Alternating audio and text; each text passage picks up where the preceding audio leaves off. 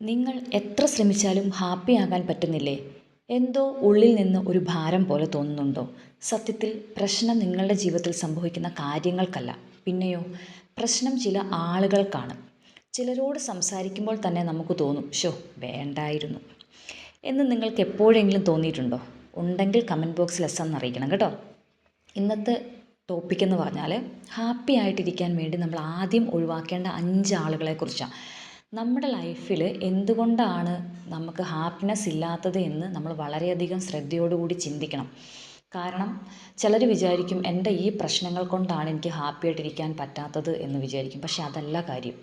ചില ആളുകൾ നമ്മളെ ഇൻഫ്ലുവൻസ് ചെയ്യുന്നത് കൊണ്ടായിരിക്കും ഒരു പരിധി വരെ. അപ്പം ഞാൻ ഈ വീഡിയോയിൽ പറയാൻ പോകുന്ന 5 ആളുകളെക്കുറിച്ചാണ്. ആ ആളുകളെ ഒഴിവാക്കാൻ നിങ്ങൾ ശ്രമിച്ചാൽ നിങ്ങൾക്ക് ഹാപ്പി ആയിട്ടിരിക്കാൻ പറ്റും. അവരെ നമുക്ക് നൈസായിട്ട് എങ്ങനെ ഒഴിവാക്കാമെന്ന് ഞാൻ സൊല്യൂഷൻസ് ഇതിൻ്റെ അകത്ത് പറയുന്നുണ്ട്. അപ്പം ലാസ്റ്റ് വരെ വീഡിയോ കാണണം, സ്കിപ്പ് ചെയ്യാതെ കാണണം. എന്നാൽ മാത്രമേ ഇത് നിങ്ങളുടെ ലൈഫിൽ കുറച്ച് നല്ല ഇമ്പ്രൂവ്മെൻ്റ് ഒക്കെ ഉണ്ടാക്കുള്ളൂ കേട്ടോ. പിന്നെ ഇത് വെറുതെ കണ്ടുകൊണ്ടിരുന്നാൽ പോരാ, ഞാൻ ഈ പറയുന്ന കാര്യങ്ങളെല്ലാം നിങ്ങളുടെ ലൈഫിൽ നിങ്ങൾ അപ്ലൈ ചെയ്യാൻ വേണ്ടി ശ്രമിക്കണം. അപ്പം വീഡിയോയിലേക്ക് പോയാലോ? ഓക്കെ. ഒന്നാമത്തെ പോയിൻ്റാണ് എല്ലായ്പ്പോഴും നെഗറ്റീവ് സംസാരിക്കുന്നവർ.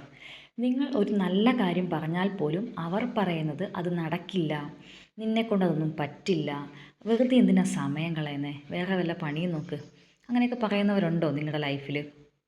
ഇത്തരക്കാർ നിങ്ങളുടെ എനർജി ഡ്രെയിൻ ചെയ്യിക്കുന്നവരാണ് കേട്ടോ. അവരുടെ ജീവിതം ചിലപ്പോൾ ആദ്യം മുതലേ ഇരുട്ടിലായിരിക്കും.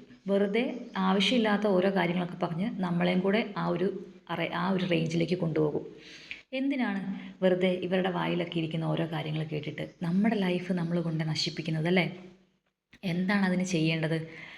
നിങ്ങൾ ഇങ്ങനെയുള്ള ആൾക്കാരെ നിങ്ങൾ മനസ്സിലാക്കി വെച്ച് കഴിഞ്ഞാൽ പിന്നെ നമുക്കൊരു ഡിസ്റ്റൻസ് ഇട്ട് നിൽക്കാം. അപ്പോൾ ഇതിനുള്ള സൊല്യൂഷൻ എന്താണ്?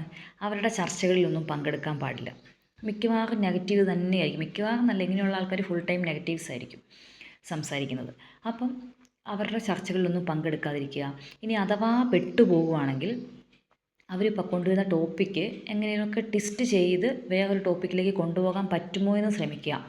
സത്യസന്ധമായിട്ട് പറഞ്ഞാൽ അത് വളരെ കഠിനമാണ്, കുറച്ച് ബുദ്ധിമുട്ടാണ്.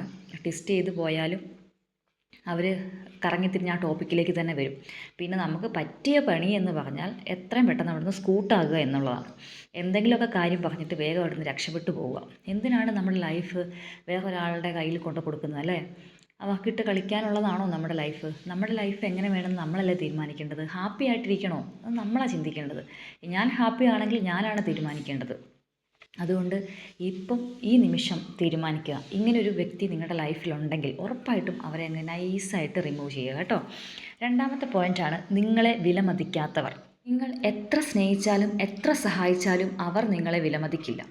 ഓപ്പോസിറ്റ് നിൽക്കുന്ന ആൾക്ക് ഇഷ്ടമില്ലാതെയോ താല്പര്യമില്ലാതെയൊക്കെയാണ് നിങ്ങൾ ഈ റിലേഷൻ മുന്നോട്ട് കൊണ്ടുപോകുന്നതെങ്കിൽ ആ ബന്ധം എന്തിനാണ്?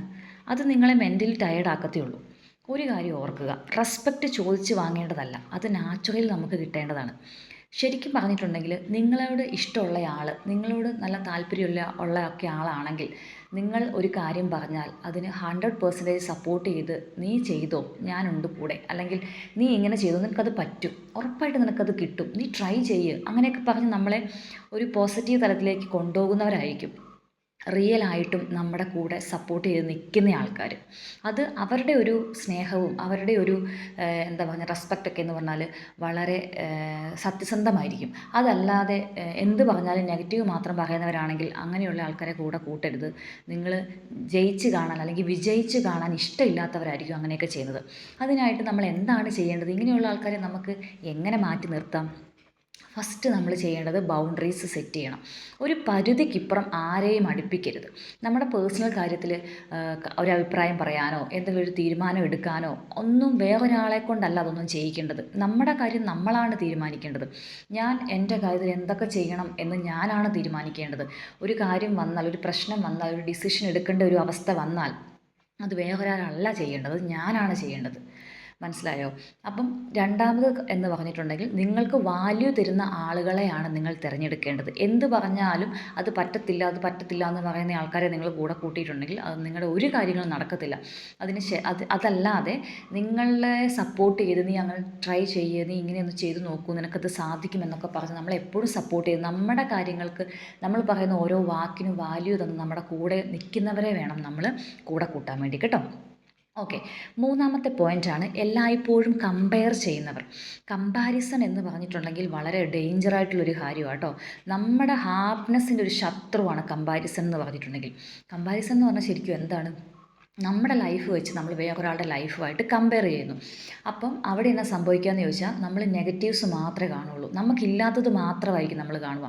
ഫോർ എക്സാമ്പിൾ നമ്മളിപ്പം സോഷ്യൽ മീഡിയ തുറക്കുകയാണെങ്കിൽ അവിടെ ആരുടെയെങ്കിലും ഒരാളുടെ കുടുംബത്തെ നമ്മൾ കണ്ടാൽ, അല്ലെങ്കിൽ ഒരു ഫാമിലി ലൈഫ് നമ്മൾ കാണുന്നുണ്ടെങ്കിൽ ഓ എത്ര സന്തോഷത്തിലാണ് അവർ ജീവിക്കുന്നത്, എന്ത് ഹാപ്പിയാണ്, എനിക്കതില്ലല്ലോ. ചിലപ്പം അറിയാതെയൊക്കെ നമ്മൾ അങ്ങനെ ചിന്തിക്കും, പക്ഷേ അത് ഒരിക്കലും ചെയ്യാൻ പാടില്ല. എന്തിനാണ്?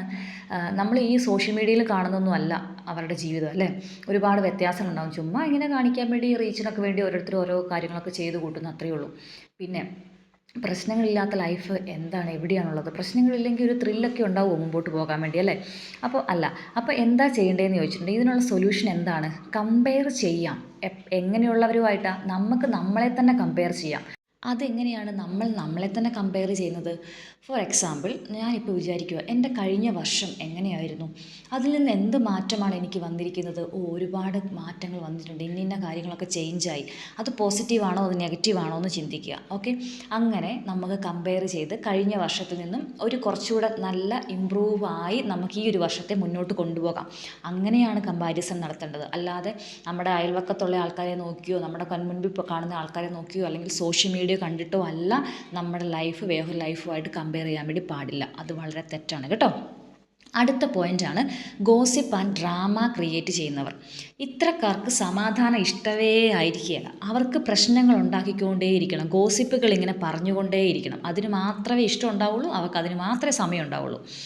ഇവരുടെ കൂടെ എങ്ങാനും പെട്ടുപോയാലുണ്ടല്ലോ നമ്മുടെ ലൈഫ് പോയെന്ന് പറഞ്ഞാൽ മതി. നിങ്ങൾ ഇവരുടെ കൂടെ ആയി കഴിഞ്ഞിട്ടുണ്ടെങ്കിൽ നിങ്ങളുടെ മൈൻഡ് ഫുള്ള് നെഗറ്റീവായി പോകും. അതിന് എന്താണ് ഒരു സൊല്യൂഷൻ ഉണ്ടാക്കേണ്ടതെന്ന് ചോദിച്ചാൽ നമ്മളായിട്ട് ഓരോ സൊല്യൂഷൻസ് കണ്ടുപിടിക്കണം. ഒന്നാമത്തെ കാര്യം ഗോസിപ്പ് കേൾക്കാതിരിക്കുക. ഇങ്ങനെയുള്ള ആൾക്കാരെ നമുക്ക് കാണുമ്പോൾ തന്നെ അറിയാം. അവരടുത്തേക്ക് വരുവാണെങ്കിൽ എന്തെങ്കിലുമൊക്കെ പറഞ്ഞിട്ട് നൈസായിട്ട് അവിടുന്ന് മുങ്ങാൻ വേണ്ടി നോക്കുക. പിന്നെ അൺനെസസറി ആയിട്ടുള്ള ഡിസ്കഷൻസ് ഒന്നും ചെയ്യാൻ പാടില്ല. എന്ന് പറഞ്ഞാൽ അതൊക്കെ അവോയ്ഡ് ചെയ്യുക.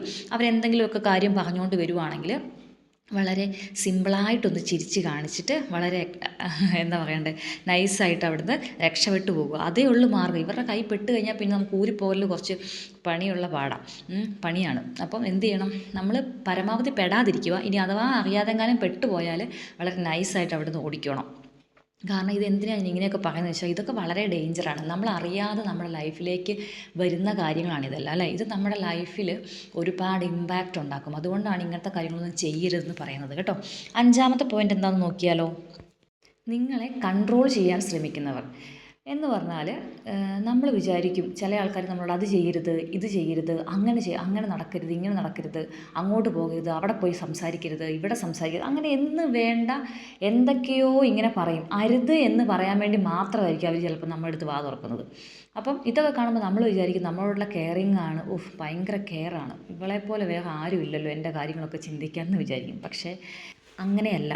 കെയർ എന്ന പേരിൽ കൺട്രോൾ ചെയ്യുന്നവരാണ് പലരും. എന്നാൽ കൺട്രോൾ ഹാപ്പിനെസ്സിനെ നശിപ്പിക്കും. ഹെൽത്തി റിലേഷൻഷിപ്പിൽ ഫ്രീഡം ഉണ്ടായിരിക്കണം. നമുക്ക് നമ്മുടെ ഇഷ്ടത്തിനനുസരിച്ച് എല്ലാം ചെയ്യാൻ പറ്റണം. പേടിയില്ലാതെ നമുക്ക് എല്ലാ കാര്യങ്ങളും ചെയ്യാൻ വേണ്ടി പറ്റണം, ഒന്നാമത്തെ കാര്യം. പിന്നെ നോ പറയേണ്ടടുത്ത് നമ്മൾ നോ പറയുക തന്നെ വേണം. വളരെ കഷ്ടപ്പെട്ട് ഞാനത് ചെയ്യാം, ഞാൻ അങ്ങനെ നോക്കാം എന്നൊക്കെ പറഞ്ഞിട്ട് എന്തിനാണ് നമ്മുടെ ലൈഫ് വളരെ എന്താ പറയണ്ടേ ഒരു ബുദ്ധിമുട്ടിലേക്ക് കൊണ്ട് എത്തിക്കുന്നത്? അതിൻ്റെ ആവശ്യമില്ലല്ലോ. പിന്നെ തീരുമാനം ഉറച്ചതായിരിക്കണം.